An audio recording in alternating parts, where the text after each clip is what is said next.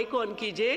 जी बहुत शुक्रिया deputy speaker साहब। अब ये आपको डिस्टर्ब कर रहे हैं, आप इन्हें समझाते नहीं। चेयरपर्सन साहिबा, आपको हम हमेशा डिप्टी स्पीकर साहिबा के नाम से ही बुलाते थे जब आप सिंध में डिप्टी स्पीकर साहिबा थी, और प्लीज़ टू सी हमारी ख़वातीन को उन सीट्स पे बैठ के अल्लाहुम्मा सल्लि व सल्लिम मुबारक अला सय्यिदना मोहम्मद व आलि मोहम्मद। क्योंकि मेरे भाई का नंबर है तो मैं 1 मिनट के अंदर ही बात करता हूँ। चीमा साहब से हमेशा एहतराम का ताल्लुक़ रहा और मैं इनकी स्टैंडिंग कमेटी का मेंबर रहा 13 से 18 के बीच साइंस एंड टेक्नोलॉजी में। गुफ्तगू उन्होंने की, मैं तो अभी बीच में आया हूँ, 2 दफ़ा मेरा नाम लिया है। उन्होंने कहा कि सच बोलेंगे तो सच बोलना चाहिए। हमेशा मैंने बिल्कुल आपको देखा, आप इशूज़ पे स्टैंड लेते थे। ख़ासकर मुझे वो वक्त याद है कि हुर्मत रसूल सल्लल्लाहु अलैहि वसल्लम का इशू जब था तो उसमें खान साहब की आपने सपोर्ट की, मेरी भी सपोर्ट की आपने। ख़त्म नबूवत के सिपाही हैं आप। लेकिन कुछ चीज़ें मैं रिकॉर्ड दुरुस्त करना चाहूँगा।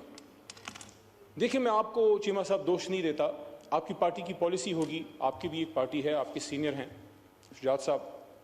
लेकिन मैं ये समझता हूँ कि जिस चीज़ पे मैं हमेशा शुजात साहब की और परवेज़ लाई साहब की फैमिली की बहुत ज़्यादा कदर करता था, कई दफ़ा उनके घर आना हुआ, उनसे मुलाकात हुई, कि जब ये हाथ देते हैं, तगड़ा हाथ देते हैं दोस्ती में। अफसोस कि साइफर वाले मामले पे पता नहीं कहाँ से इशारा आया कि आपको पीछे हटना पड़ा। आपका तरीका नहीं है, आपका तरीका नहीं है। मैं हैरान हूँ।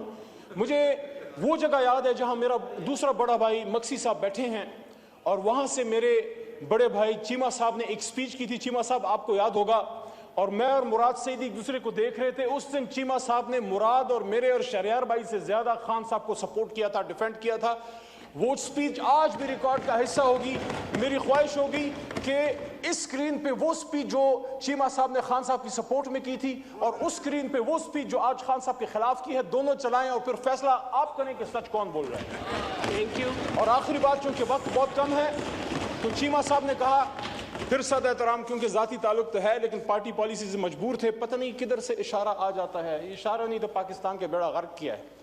इसलिए तो उस दिन मैंने कहा कि यहाँ फैसले करो यार, हमारी लीडरशिप है लेकिन आप भी लीडर्स हैं, हम सब लोग हैं यहाँ पे आए हुए हैं, सच्ची हक की बात किया करें। मेरी तरफ तो डिप्टी, तो ऑनरेबल चेयरपर्सन साहिबा, आखिरी बात, सिर्फ 10-15 सेकंड, सिर्फ 10-15 सेकंड।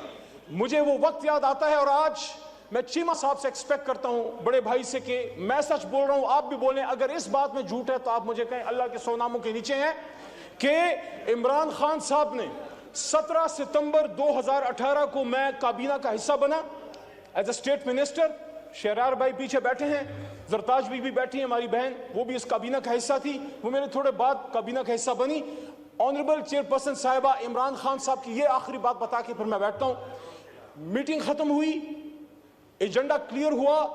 खान साहब ने आजम खान साहब से पूछा, जो PS2 प्राइम मिनिस्टर थे, SPM, कि आजम साहब क्या एजेंडा क्लियर हो गया है? उन्होंने कहा जी सारा कुछ क्लियर हो गया है। उन्होंने कहा कि तमाम सरकारी लोग ऐवान से, हाउस से चले जाएं, मैंने अपने वजीरों से कुछ बात करनी है।